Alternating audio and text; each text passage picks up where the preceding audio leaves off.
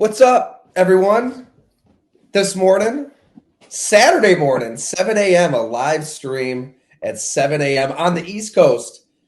And if you think it's early out here, you can't imagine what life is like for my co host here, Jim Monis, out there in Las Vegas, Nevada. You got to run the math, bust out the calculator to figure out what time it is out there, Jim. What are we looking at? 4 a.m.? The good thing, Tyler, as you know, if you've been to Vegas, there's no such thing as time. I know sunlight helps. The sunlight usually gives you a key, but at the casino, anybody that sat at those blackjack tables for a long run, there are no clocks. There is no sunlight. It's the same temperature all the time. So you can lose track of time out here. But hey, why not? Little fatty free agency Saturday morning, live stream. We're getting after I it. like it. Yeah, but when do you sleep? I mean, you've got to work and sleep at some point So I while have you're that tough working. assignment. I have the tough assignment in the XFL of covering the Vegas team in the XFL. So I'm not too upset Brutal. about that. So yeah, we got a football game here this evening in Vegas, and before that though, you have to take up some time. I like it. I like it. What Yeah, better how does way? it work? What I've better never way? been to Vegas. Are people Well, just you've been, awake all the well, you know time? what? It just We'll talk about that.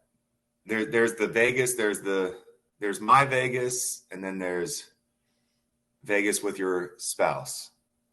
And it can be a very nice Vegas. You can do the Vegas that I do where it's a little, I'm not sure I'm in Vegas because I'm just at a blackjack table and I'm looking at the sports book and, that's my Vegas. Your Vegas could be shows, restaurants, showing Gina a great time. So there is that nice Vegas too. I'm basing everything off of Vegas vacation, honestly. I'm just picturing a buffet with a big bucket of something that's yellow, a big bucket of something that's blue, and you only need one plate. You only need one plate at all you can eat buffets. So we know that. He had the best line in Vegas vacation at breakfast with his family. He said he had a great idea. He said today is going to be a lone day. Everybody do your own thing today. He just spread it back to the table. Wildly underrated movie. It's a great. It kind of gets lost in time, but I think it's What? like a cult classic at this point. You and I can agree on that. I'm with you on that. I'm with you. Yeah. Well, you know what? We just figured we'd reconvene, talk some NFL free agency. We've hit on the big topics at golongtd.com this week via the written word and the podcast. Aaron Rodgers and the New York Giants, Buffalo Bills doing some things. I'm not sure where we want to start, Jim. There's a ton that we want to get into. And by the way, this podcast is always fueled by our good friends at Fatty Beer Company. So make sure you get on in there. Pick up some IPAs, sours, seasonals, a little bit of everything. Thinking Chris got you covered. Where do you want to start, Jim? I know we BS'd a little bit before we hit live. I'd imagine we could always talk Aaron Rodgers because there are so many angles to the appearance on Pat McAfee, which they kind of just keep jumping in my mind. I mean, the 90% retired into the darkness for one should be a conversation unto itself. But let's start somewhere else. Let's get into something else first. Where do you want to go? Well, I think you did a nice job on highlighting a little bit what the Giants have done. And we haven't really got a chance to talk about it. I know you have a little bit, but I'm with you on that, with what the Giants are doing. I like that they're so many GMs and coaches come into their new team, and the easiest thing to do is blame the old regime. Hey, that wasn't our guy, move on. That wasn't our guy, move on.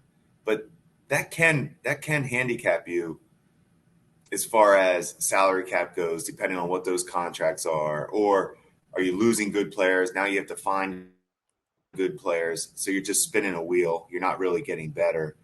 What the Giants are doing is building a little bit off of the positive season they just had.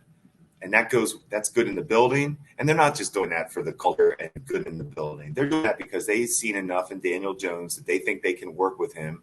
They think there's more improvement coming with Daniel Jones.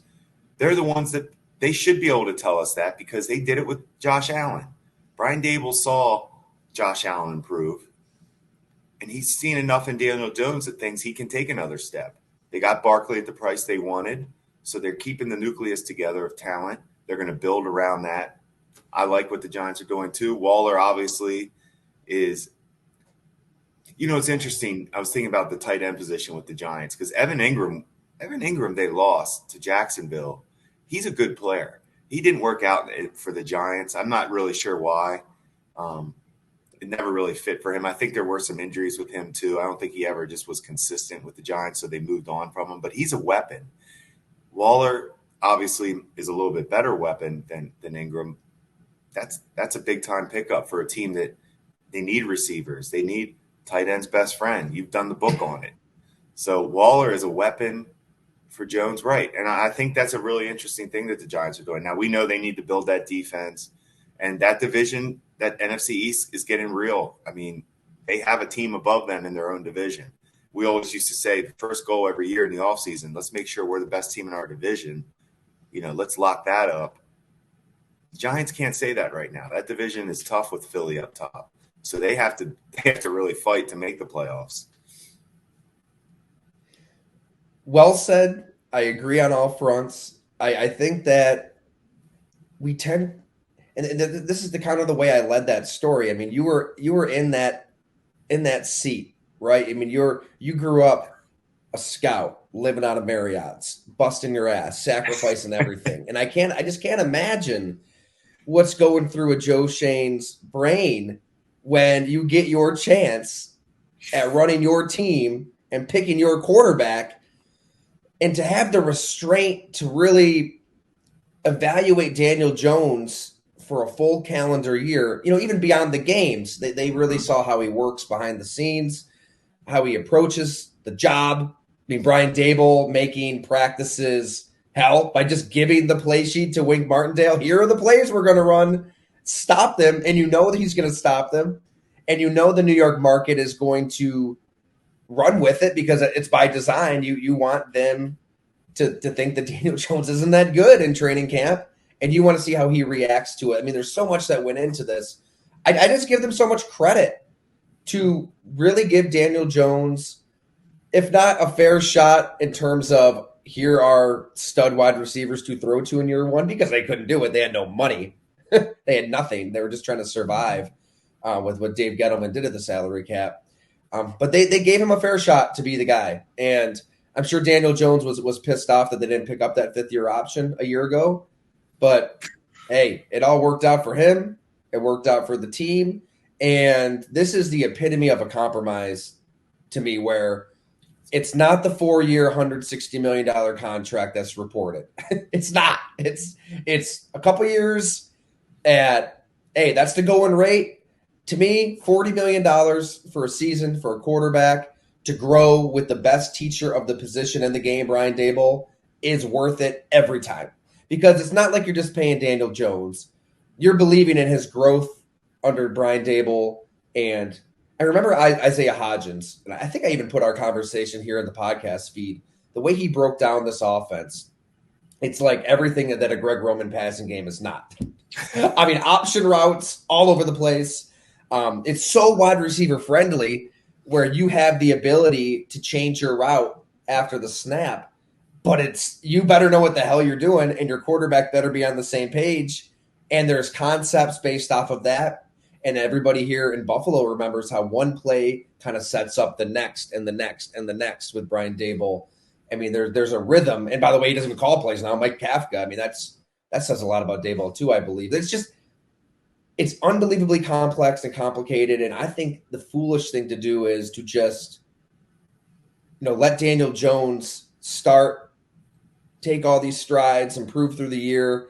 What he threw for 3,300, ran for 700, scored 22 touchdowns, 5 interceptions, and then just throw all that away. Like, developing and seeking improvement out of your quarterback and your offense is a good thing as an NFL franchise, even if you weren't the one who drafted him, which to me says everything I need to know about Joe Schoen, the person. 100% agree with that. The easiest thing to do is for them, because it actually it can buy you time. Like you say, as a GM, sometimes you get in that seat and, hey, this was their quarterback. We have a free year. Let's just play him. Then we can move on. Then it's our guy, and we get another free 2 years to evaluate him before we're on the clock. We always say, when are you officially on the clock? And I think the Giants are prepared for this season. They obviously feel confident in what they can accomplish offensively with Daniel Jones. The one thing I will say, and we've said it a lot on this show, I'm not a huge believer in Jones as the answer, but I do believe it's similar to what we went through in 2017 in Buffalo when Sean was just hired. And Sean, do you want to put your stamp on the organization right now, take a quarterback, or do you want to stay with Tyrod, see if we can get a little bit better with Tyrod? We know we have a good defense, good things in place.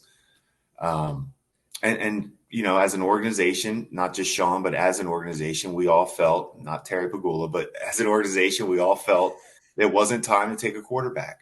We just didn't feel confident on any of those guys, and the staff was new. He was still hiring people. So certain situations dictate that. And it's almost like, and we're going to talk about Atlanta and Chicago too, because they're in situations with quarterbacks where they didn't draft those guys. Those GMs didn't draft those quarterbacks. Ritter they did, but we'll talk about Atlanta in a second. But point being, we went with Tyrod, the veteran. Hey, he earned that. He showed that he was getting better each year. They made the playoffs that year, regardless of how they got in. That's up for debate. We can talk about all that because they basically were the same record that we were pretty much every year there. But they get all the adulation, and it's an iconic moment. You make post-modus, right? Post-modus. Well, if you run I always said this with a 40 time. Now we're in combine season, but the difference between if you run a 4.48 and a 4.50, you would never know who won that race. Like you and I would look at that. There would be no way to tell between a 4.48 and a 4.50. But if you tell that person I ran a 4.4 and the other guy I ran a 4.5, it's a mental thing with these 40s. It's like, oh, he's a 4.5 guy. He's not fast enough. He's a 4.48 guy. Like, that's what we're debating. Yeah. So I guess my point is how you could just spin things so, like, basically saying, hey, we made the playoffs. Did you? Or did it just work that way that 8-8 that year got you in, or whatever it was, 9-7? Yeah, I mean, year one of Rex, that was when I came back to the Buffalo News, 2015, which I'm still upset that I didn't take, like, meticulous notes and keep a diary every day, because that is the book. That season was just batshit crazy. You just didn't know what the hell was going to happen. Or you could have just hung with me. If you would have just hung with me, that would have been the book. I mean, I can remember a training camp at the Pittsburgh pub, hanging out with Fairburn and Rodak, and we're just drinking some beers. And, there's Rex and Doug off in a corner having a serious conversation. We're like, something's going down tomorrow. And, IK and Polly. He just slugged Geno Smith in the jaw. Bring him aboard. He's in. I mean, that was like that was like the 27th craziest thing that happened that year. And there's an example of not being able to let it go. You drafted him with the Jets. He wasn't a good player. He was a headache. Nobody thought he was a late round pick. Like, he wasn't a good player. So you're going to bring him because you're just that, like, I want to be right. I was right on this guy. Like, I'll get the best out of him. No, you won't. Those little things really did kind of compound, right? I mean, it's all about quarterback, obviously, but it's simplistic to just say it's all about quarterback too. That team, there were so many, like, and I get Doug Tyler Whaley wanting to give Rex his pieces, right? I mean, that's what a good GM does. You want this piece for your defense? Let's get him. Check the draft. The first three picks was that the Shaq Lawson, Reggie Ragland, Adolphus Washington. Yeah, I'm pretty sure that was that. We were trying to build that next draft. That next draft was like a Rex deep. Yeah, because he brought in. That was their. So the Adolphus Washington. I mean, was there, because you guys like Dak Prescott and you would have taken him in the fourth round, the next round. Was there any, and I don't know if I've asked you this because we brought this up a handful of times. Did you guys talk about Dak when you took Adolphus Washington? No. we were pretty set. We were pretty set that fourth. We really felt that fourth round, was where we were just going to take a shot on with that. I remember the group. I'd have to go back and look at the name. I do remember because we ended up taking Cardell Jones, but we had guys that we valued, in that round. So we felt like somebody would be there. Obviously, Dak was the name we all talk about. But I'm going to get back to this this pivot because there's definitely a question I want to ask on because Shane came up under Bean, yet he didn't follow the same playbook. But real quick on that draft, I mean, the Dolphins, Washington, what's the conversation like in there when you're just openly talking about soliciting a prostitute? Is it awkward or is it? So it was done before. No, it was done. It was done before that. It was so you do all that work. We had to come to Bloodsport. Yeah, that's right. You asked him about it. You had him in town talking about it. We brought him in. We brought him into the visit for that 30 visit and to spend time with him. Yeah, we spent plenty of time with him and Kim Pagula. We explained the situation to her and went through everything. So, yeah, probably if a guy's honest about it, right? You're just at that point. You want honesty. You don't want denial and somebody saying this didn't really happen when you know the facts at that point. When you hear as a kid, it's just easier to be honest. Just tell the truth. And you're like, no, I'm not always going to die. I might. It really is true. Just tell the truth. You're just delaying the inevitable. Everybody's going to find out eventually. Just tell the truth. But to your point, yes, a lot of the players in the draft process realize to be honest, we're not judging at all. Like, we just want to know. Just tell us what happened and let's move on. Right. So I'd appreciate that as a director of personnel like yourself in that setting. A lot of these guys have a lot of red flags. Yeah. Oh. And they have to know that because you've got investigators and scouts unturning every stone, every pebble. So it probably best to be honest, because I mean the lying is what would. I can even think back to Manti Te'o, and obviously with the documentary that's come out, and we know the full backstory. It's like, I mean, you feel for the kid at this point, just brutal. But at the time, it was more so we're thinking this is a deceitful liar. I mean, he misled everybody? Because how in the hell could you not know this person didn't exist, Lene Kakua, more than the actual? But man, that was complex. We're getting off the rails here. Okay, so the Bills, they end the drought. I just started thinking about all the crazy draft stories where we literally would spend more time making sure we all had the same story on a player. Well, he told me this, and he told me this. I mean, we really would spend time doing that and not dissecting his talent and just talking about, well, he said he was there that night. And the next morning, it was like, what are we talking about right now? Anybody come to mind? Like who do you remember down those lines? There's a safety from South Carolina State. He ended up being drafted. We'll do this for another one. I'll get you the details on it. I got to bring it back. But when I tell you I could just remember I was air scout for the Saints. And I remember finally, to the point where he was more just a workout wonder. I remember the player too. He was a great workout guy. He looked the part, could run, jump, all the good stuff, but just wasn't a natural safety. I think we spent so much time on him because his numbers were so good physically. And he had this. It was such a stupid story. I'm going to have to go back and think about it. But we spent way too much time dissecting if the story was true or not. And I had spent time with the player. Rick, our director of scouting for the Saints, spent time with the player. We kind of had two different stories. At the end of the day, we didn't even really like him as a player. We just spent a half hour trying to see who was right on the background. It's Tyler. You do background. I mean, as a journalism major, you want to be right, on your fact checking. Yeah. So anyway, that was. But he wasn't any good. So it's like, what are we doing here? And that happens. And then the rest of the draft room is looking, the other scouts are like, come on, guys, let's go here. But yeah, but those stories, I guess I know we did get off the rails a little bit, but that's coming up. It's draft season. That's why I'm thinking about it too. It's like I Well, I can think picture people would all this. rather hear those stories than, anything. Well, So feel free to and go off those rails anytime you want, Jim. I'm not going to stop you. we'll get some good ones. We get some good at Adolphus Washington, as we had him rated as like the top rated defensive lineman in the draft. After, yeah. Rex. Oh, Rex.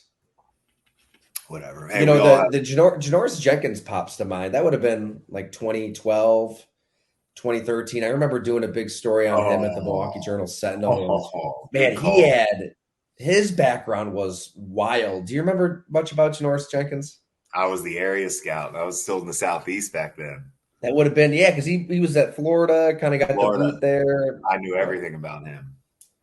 And guess what? That is a guy you do need to spend time on because that's a top 10 pick. He was his talent was I went and saw him play. He went to North Alabama that year. We're really off the rails right now. I don't know. I feel bad if you want to do this, but I can remember going to see him play at North Alabama. His attitude was terrible.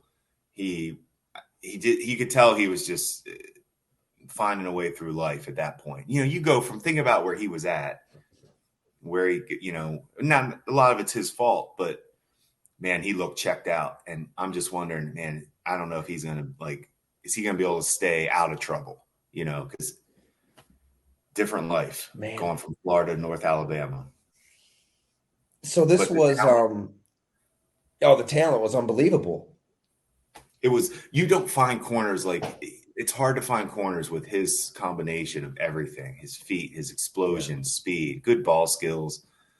He was a complete corner. He didn't have ideal size, but he was cover-wise, everything you want. Changed his name to Jackrabbit. He played last year a little bit for San Francisco. I didn't know he was still kicking around. That's unbelievable. I swear some guys just pop up. He's been in the NFL for a decade. That's incredible. 27 interceptions. 124 passes defensed. And I don't even, made Pro Bowls. What's funny, Tyler? I don't even remember why he had to leave Florida. I don't even remember what the issue was. Well, so this has become a Janoris Jackrabbit Jenkins podcast, but I found that story I wrote. This is back in 2012. Real quick, I'll just read the lead here. On him? Yeah. So I was at the Combine in Indianapolis, and that would have been 2012. Yeah. And I remember talking to him then. So back then it was at the stadium. It was a little more intimate. You could really get to know these prospects. I remember sitting at the table right with him. And there might have been one or two other reporters there, if any. So the access was great. And so here's what I wrote. This was probably the most awkward 10-minute media session in NFL scouting combine history. It's the first sentence. At about 11:30 a.m. last Sunday, Janoris Jenkins' testimony began. The cornerback's attempt at resurrection was intercepted by reality at every turn. He's done with drugs. Finished. How many arrests? There were 3. Jenkins was caught twice for marijuana possession in a 3-month span and also was tasered in a bar fight. Florida slided under the rug. Florida kicked him off the team, and he transferred to North Alabama. He wants to provide for his kids. How many children does he have? 4, all 3-year-olds. And younger. There's Janoris Jr., Janorian, Legend, and Paris. Jenkins swears he'll never touch dope again. He promises he cut off the friends that lured him to dope, and National Football League teams, he said, have appreciated the candor. They see the talent, Jenkins said. They just want to know what kind of kid I am. I came in here to show them I'm not a bad kid. I made a few mistakes, and I learned from them. Everything I did, I'm admitting to it. Where is it? It's amazing. So this was a larger article. That's right, on just off the field issues. But there was, you know what? Okay, so that was Janoris Jenkins. I'm getting him. My memory's blurring. I talked to Cliff Harris in this story too. I don't remember Cliff Harris. He's the one who went 118 miles an hour on the interstate with a suspended license at 4:30 a.m. And that's the patrolman pulled him over. It was all on camera. And he asked him, who's got marijuana in the car? And Harris replied, we smoked it all. So that was Cliff Harris. I'm getting Cliff Harris and Janoris Jenkins mixed up now. That's right. So basically, though, think about what we just talked about. Marijuana. This was 2012. Right, right. That was right. Janoris, now that I think back to it, Janoris Jenkins, not exactly as Wait, what ridiculous in did retrospect. I want to say? Did Urban Meyer have an issue with Janoris Jenkins smoking? Well, Urban but you Meyer? know what though? If he, No, you know, back as then it was a Stephen A. real. says, maybe he couldn't get off the weed. I mean, maybe it No, really was a persistent problem. back then it was because it was by no, it was suspensions. I mean, they were tested suspensions. It was definitely more strict back then. It was a thing. I mean, I'm just laughing Yeah. thinking about like there's no way they even talk about that in draft meetings I now. know, but I guess it's been 12 years. I'm getting Janoris, Jackrabbit, and Cliff Harris. I mean, Cliff Harris was really talented. He went to Oregon. I don't think nothing Oh really no, I came of remember his that. I didn't career. scout him, but I do remember the conversations, and yeah, I remember the talent. I didn't see this. I Yeah, didn't see this going this way this morning. Janoris Jenkins, Cliff Harris. We got some. I didn't see it going this way. man. Yeah, he You know what came it's from a telling family of me, drag Tyler? racers. He said, Free agency. Free agency may not be as exciting as sometimes it gets built up to be as far as the impact of free agency because we're talking about the "I know, 2012. I know. Yeah, that's fine. All right. No, I love Okay, it. I so love it. Because I don't believe there are that many impactful free agent signings, really. Um, but anyway, I let's do go want to back rapid fire to those, but let's well, let's let's go go back back to to the Bills and the drought, right? So they go 9-7 with Tyrod Taylor. the perception of Luke, 9-7, basically. Yeah. exactly, and this because this is what kind of fascinates me is so at that point, Sean McDermott, Brandon Bean, Joe Shane. I mean, they kind of have their Mhm. crew all set, and the drought 9-7. Tyrod Taylor, not that different of a team than what you guys had the 2 years prior. All of that, and they lose 10-3 to Jacksonville, and it was quick that decision at quarterback to move on from Tyrod. Like very obvious, this is a team that will be drafting a quarterback. I think they signed AJ McCarron that offseason. Nate Peterman's kicking around, but they're making moves. Corey Glenn is packaged to move up. They had the extra first round pick thanks to the Patrick Mahomes trade the year prior, but very actively move up in the draft to take Josh Allen over Josh Rosen, which there's the decision right there. You screw that up, everybody's fired, and this is who the hell knows where the Bills are at this point. But that was the playbook that was followed by those Bills, and Joe Schoen is there for it all. Fast forward 5 years to when he's the general manager, and not. I mean, Tyrod Taylor's the backup, by the way, which is kind of funny. Daniel Jones gets you 9 wins. You get to the playoffs. Now you win a playoff game. You do win a playoff game, but the divisional playoff round loss to Philly was ugly. I mean, it was really bad. I think with 38-7, it was over from the word go. It would have been very easy for the now. Granted, they don't have that extra first rounder in the back pocket. They don't really have a Cordy Glenn at left tackle to dangle in a trade. Maybe that does factor into this all. The ammo isn't there to aggressively fight your way into the top 5 to get a quarterback. But Daniel Jones and the Giants get a deal done. I do think Daniel Jones is much better than Tyrod Taylor. I don't know if we agree, disagree there. I do think he's just a better Yeah. quarterback. So I'm not the conversation that's its own conversation. But philosophically, I think it says a lot that he could have easily just done the same thing and said no that year, yeah, we won more games than we ever thought we would, but it doesn't change our plans. We're gonna still try to tear this thing down. If we got to go 6-10, 6-11 for 1 year to get good, so be it. But they didn't. They're going for it. They're trying to win now. Jones, Barkley, Waller, running back Sterling Shepard, Hodgins, Darius Slayton. They signed a really athletic linebacker from the Colts. So they're trying to win, right? I mean, and that's a way to go about it too. Which is there a route that's better? What would you have done if you were in the Giants' position? exactly what they did. And we talked about that. So we're documented on that from Go Long. We both said they had to keep Daniel Jones. You have to. You can't find you made the playoffs with him. That's hard to find a starting quarterback that you're making the playoffs with, and you believe it. You've seen enough in him to work with him. we can spin this the other way too, where Tyler, I've never seen a quarterback that the public in general, I feel like, has made more excuses for and is rooting for, and it doesn't usually take this long to figure out if a quarterback is good or not. As far as Josh Allen in year 3 was pretty much we saw an MVP. We're now entering what year is this for Daniel Jones? I mean, we are sitting here now. Now it used to be it was the offensive line, which is always the first excuse everybody uses for a quarterback. The offensive line is not good enough. Okay, we use that one. Now Saquon Barkley was hurt. Now he's back. Now all the receivers are hurt. Oh, now we have a new offense coordinator, so you got to give him time. I mean, the excuse, I've just never seen a quarterback get this many chances. It's time now. Like, you got your contract, you got money, you made the playoffs this year. No more excuses. That's all I'm asking. No more excuses for Daniel Jones. I want to see him. They're setting the plate. They're setting the table for him. It's time for him to step up. I agree. Usually you kind of know if a quarterback has it or not, regardless of variables and circumstances. I guess I really view Brian Daboll in his own class of innovation and think he is the best offensive coach in the league. At some point, the Bills may really, really regret letting him leave the building.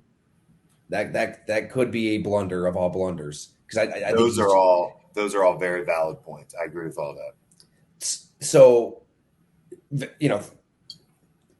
thinking about Brian Daboll through that prism, it's kind of like, well, this is his second year with Daboll. I get it. You don't want to hear it. The second year in the system. I do. I'm saying I'm okay with it. I'm just saying I don't want no more. I'm just asking for no more. Yeah. But because it is. They're actually kind of true. I mean, it is your second year in a new offense. I'm a believer. And if he believes in him, then yes. Then I trust him. I mean, and I'm with you on that. He was with Josh Allen all those years, and we've seen what happens. And Josh Allen was good last year. I mean, he was obviously they won 13 games. Its numbers were great. It was a lot of big plays, but it was different. I mean, you could still see the impact of this coach. But you can only find out how much a coach really does love that quarterback depending on what his options are as far as to acquire another quarterback. It's because the Giants didn't really have any. I mean, they weren't going to be able to go get a quarterback this year. I mean, there were no better options than Daniel Jones. So sometimes you'll get tested real quick to find out. I know what I wanted to tell you, being out in Vegas, before I forget. Because we talked about it on the last time we did a pod on Jimmy. We somehow talked about Jimmy Garoppolo a lot, that free agent signing by the Vegas Raiders. Yeah, we apologize to our listeners and viewers for that. This is the best. We spent too much time on that because here's the reason. After they signed Garoppolo, the sports book, their odds got worse to win the Super Bowl. So you know how you don't have to do the grade. You know how people grade free agents in drafts, A, B, C, D. You don't need to do grades. Check the Vegas odds. Those guys know. So they do, but the Jets Super Bowl odds are incredible. They're like fourth or fifth. Am I wrong? I was shocked that Vegas likes Aaron Rodgers.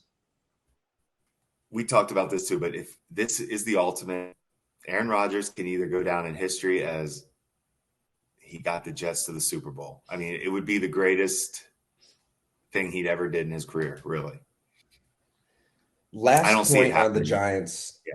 I don't know. Yeah. Last point on the Giants is I think that where they are right now is really similar. They hope, right? This is their thinking, to where the Kansas City Chiefs were, Andy Reid, Alex Smith. Like the parallels between Daniel Jones and Alex Smith, eerie. I mean, really, really similar. Where you're going through all of these offensive coordinators, high pick, turnover. It just your career kind of starts in this just mess.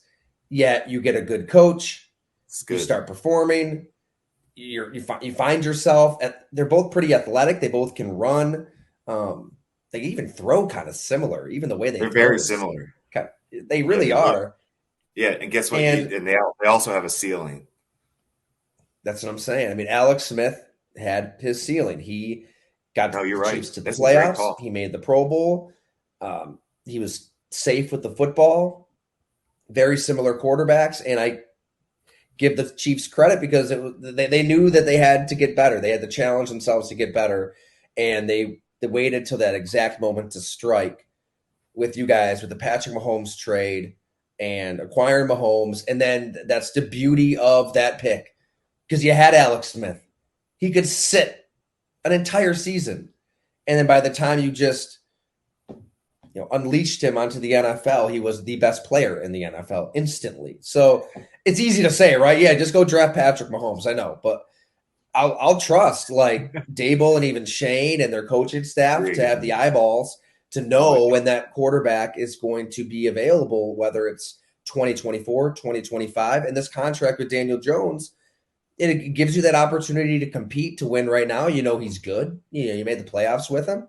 Doesn't preclude you from proactively finding the next guy. So it's the best of all worlds as far as I'm concerned. The best coaches to me, they max out their talent. And I think that's what Dable can do. He will max out Daniel Jones. We already saw the improvement with the turnovers. That was probably the biggest difference I was thinking about with Alex Smith and Daniel Jones is the turnovers. And Jones had, he cut back on that this year. That's coaching. We talk about coaching matters.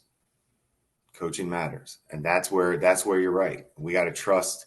We've seen it now. Dable has, but it's never, man, like we know though, it's year to year, week to week in the NFL, and it's just never is going to be as easy. Like there'll be something that the Giants don't see coming. Every team that you think you planned the whole offseason. Okay, we did this. We improved here. We got to do this. Then the season starts. You're like, man, that guy's not playing as well as he did last year. We weren't, it's like now we got to go get that. Now we got to replace him. I mean, there's always something that comes up. But I love the differences in teams, how they approach free agency.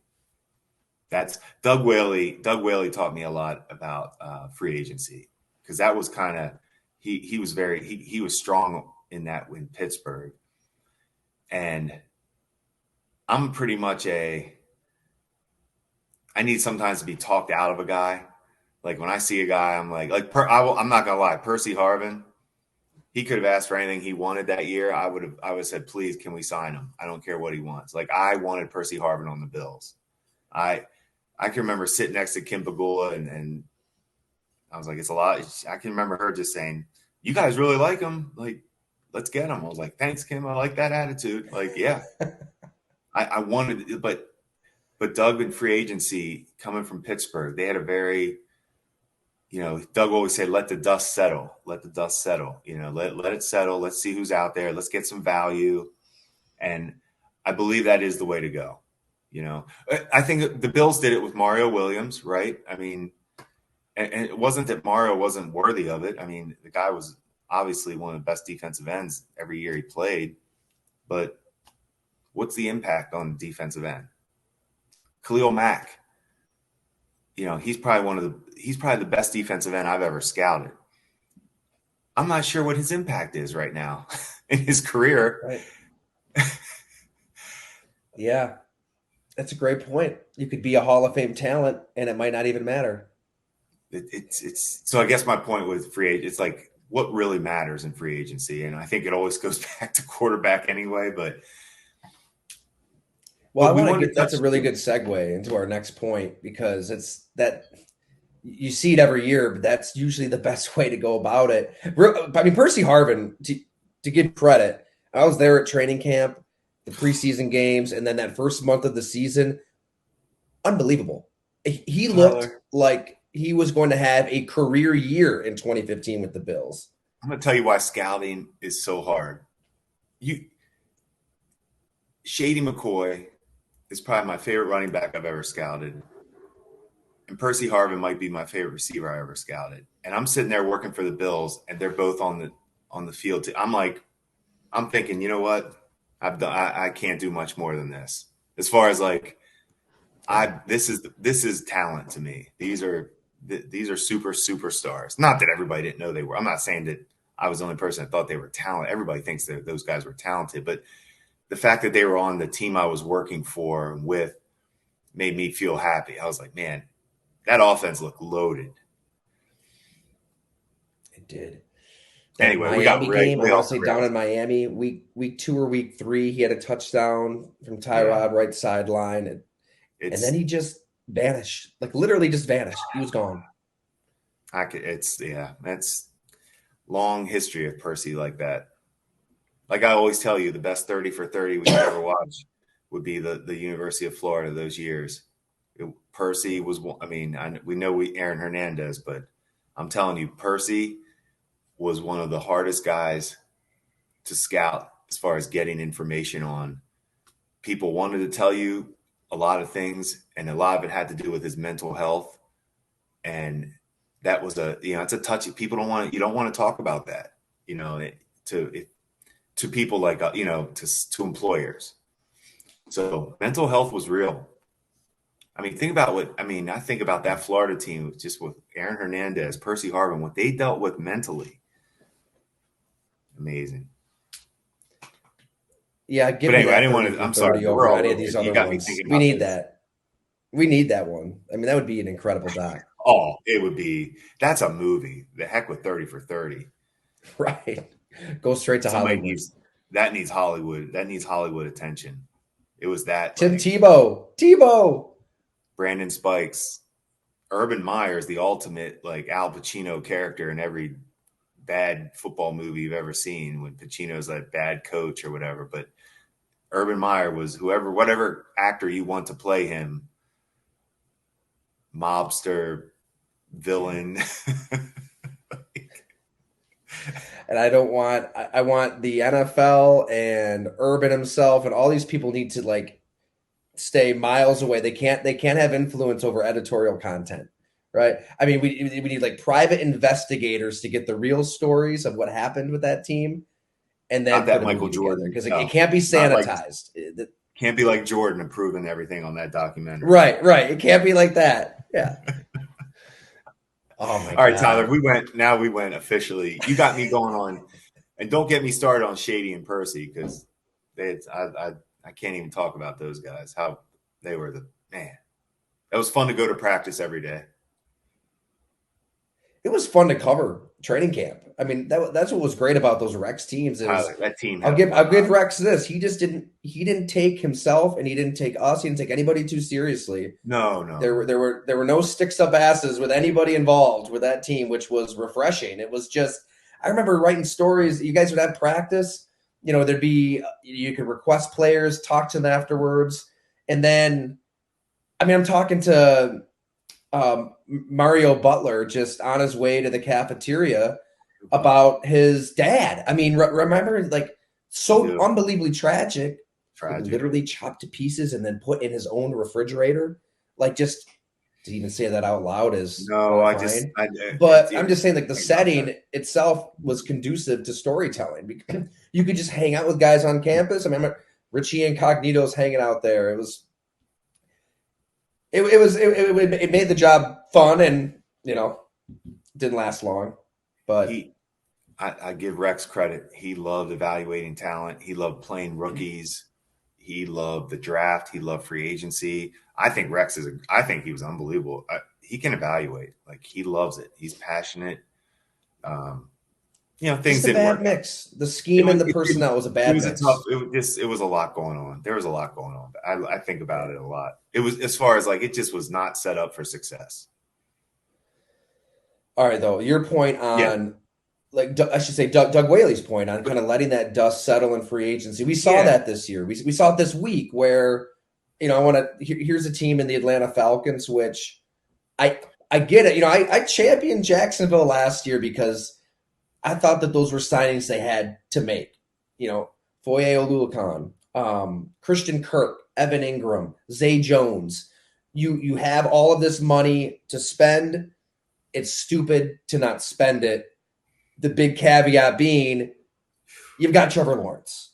You've got this number 1 overall pick of a talent at quarterback who now has Doug Peterson instead of Urban Meyer.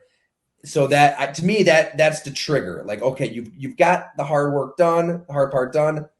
Go spend, get him some talent. Go. I mean, the Calvin Ridley trade looks unbelievable now with how weak this free agent class is at wide receiver. Trent Baalke, Doug Peterson, well done there getting Calvin Ridley. So part of me does get the urge and the value of just spending money. Those first 48 hours. But maybe not when you're Atlanta. Maybe not when you're Desmond Ridder as your quarterback. I mean, it's and we'll see. This isn't even a knock on some of the players they signed. I mean, Jesse Bates, he is one of the best safeties in the NFL. He helped kind of change everything in Cincinnati. But, I mean, he got a lot of money. I've got the figures here. 1 second, Jim. Here's what I can tell you about Atlanta and free agency. Terry Fontenot, this is where he cut his teeth in the NFL, was in free agency in the pro scouting department. Okay. He loves this time of year and he pays very close attention to, he's really good detailed wise with money as well. He also hired Ryan Pace right away from the Chicago Bears, who Ryan Pace was Terry Fontenot's he was Terry Fontenot's boss in New Orleans. And Ryan Pace was a pro scout his whole career. They weren't on the college side. Like those guys weren't out scouting colleges. I always found that interesting. Anyway, the Falcons, I can tell you, are going to be very prepared for free agency. Like they won't be overspending. I don't think. I feel like they're going to be good with their money. That's okay. Well, then I want your perspective on this because here's what they did. They made Chris Lindstrom their guard. Yep. Good player. Right? Mm-hmm. I mean, very good player. No, I know. They reset the offensive guard market. About this. 5 years, $105 million. This is off of his first Pro Bowl season, so that's more money than Quentin Nelson. The Colts mauling guard. I don't really just spend hours upon hours just studying Chris Lindstrom tape. So maybe he is. No. A foundational piece for your team, but he's a guard. That's a lot of money for a guard when you don't know if you really have the quarterback yet. Jesse Bates, love him. He had 14 picks with the Bengals since 2018. Playmaker, tough in the run, leader. Man, 4 years, $64 million. I mean, these are contracts that kind of flew off. And then you trade for Jonnu Smith. You're taking on the back 2 years of his really bad contract now with New England when you have Kyle Pitts. I mean, at some point you're going to have to pay Pitts. I would think, right? You took him over a lot of really good players. He's a stud. You have to use him this year. I'm all in on Kyle Pitts. I think he's a better blocker than people think. But you're kind of taking on some tight end salary. I don't know. I'm having a hard time following the order of operations, and it's always going to be imperfect. And ideally, you find your quarterback, and then you do what Jacksonville did. But what's their plan at quarterback? I mean, and then they signed Taylor Heinicke, right? We love Heinicke. He is a all old school team member for life. Love Heinicke. We do love him. And I think, honestly, right now, he beats out Ridder for the job if it's a competition. Tyler, what's the plan? What's the plan here? Okay. I was just going to say that would be their, I think, nightmare scenario if Heinicke is better than Ridder. I do. Heinicke, to me, screams, I think we know enough. He is a backup quarterback in the NFL. You're not building your future with Heinicke. You can't sell to your owner that, hey, we think he's going to take us into the next. No. Now, Ridder, you can still sell. Hey, this is why, Tyler, this is why they are where they are. And they're, as far as Terry Fontenot's the GM, the owner trusts him to make decisions like this. We don't have enough to evaluate Ridder. For us on the outside looking in, what I saw of Ridder didn't look like anything that was when Mahomes got that little chance of that one game in his rookie year, did he not just look ready to play and out of control already as far as what we were about to see? Ridder didn't do much to say, wow, but they're with him every day. They put the time to invest and drafted him, so they believe in him. And this is why, as an owner, you trust your GM. I have a tough Eighth time. overall pick. I have a Do tough you time think that believing. they try to find a quarterback in the draft still? This is where I would love to know. Yeah, is Ritter really the guy? And especially knowing that they passed on Justin Fields, with who regardless of, we've talked about him as far as, we know his flaws too, but regardless of that, man, he brings right away. He puts that. We always talk about the teammates have to they have to believe in the quarterback. Once the other players believe in that quarterback, you got the right guy. The defense, the players on defense for the Chicago Bears, what they saw Fields do last year, and the offensive line, the way Fields would take hits, sell out his body for that team that had no chance of making the playoffs. And Fields was still out there doing that. Fields won. He can win the locker room for sure. Guys like that. And I have a tough time. I still can't believe the Falcons didn't want him, knowing he's from there. Like, I just keep thinking about him in Atlanta. But that being said, I think they're definitely from there. It checks. Oh my gosh, it's just. I know we shouldn't they care have about to the be. You're marketing right, and the Tyler. business side of things, but that's the cherry on top. But Atlanta has to. This has to be quarterback. It has to be. Ritter and Heinicke. That screams backup. Yet you're at number 8 overall, and Yeah. those quarterbacks are going to go fast. I mean, it's probably going to go 1, 2, 3 even if there's a coach out there that sees Anthony Richardson and says, I will turn him into Josh Allen. And then Levis probably goes before 8 too. They'd have to make a move up to get one of those guys from 8. And maybe they do. I mean, they still could, I suppose.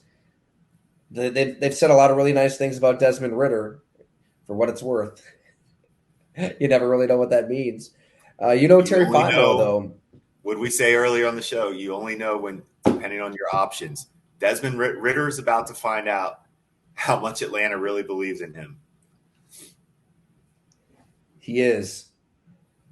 That's a really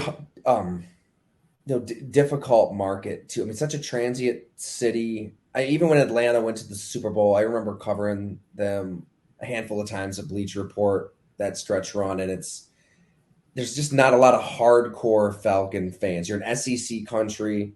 I guess my point being that Justin Fields would have been perfect. You had the time to develop, the time to let him get to the point he's at now, and you would have had money to spend. I feel a little more confident spending all this money around a Justin Fields than a Desmond Ritter right now if I'm Atlanta. Hey, I love tight ends, right? I mean, I talked to Kyle Pitts for a story last year at Go Long. There's no knock on him. Unbelievable talent if he's used correctly, but you still need the quarterback, and we'll see. We'll see with Ritter. I don't even want to say a bad word about him quite yet, because I guess I don't really know. It's just very, very rare that a 3rd or 4th round pick becomes a franchise quarterback. You just don't see it. It's not the plan. It can't be the plan. Yeah. All right. Any other deals? Like we said, it was a pretty blah free agency week, but there was still a handful of things. I mean, we're still waiting on Lamar Jackson. We've hit on that. Don't understand why we're all waiting on that. When I saw this the other day, Jim, Lamar Jackson, 45-16 as a starter, and the Ravens average 28 points per game when he's on the field. Without Lamar Jackson, 8-13, 20 points per game. He's the fastest player in NFL history to hit 100 passing touchdowns and 4,000 rushing yards, a full 31 games faster than Randall Cunningham. Everything's on his side, and for all of the overthinking and overanalyzing, and you hit on some of it that teams get into on this podcast, why are we overthinking this one? Why are we overanalyzing this one? Maybe, I think Michael Lombardi floated this as a proposal. I like this. maybe the middle ground. And I think the Ravens and Lamar are past the point of compromise. I mean, rightfully so. He doesn't have an agent, so he's hearing all the bad shit about his own game directly from his employer.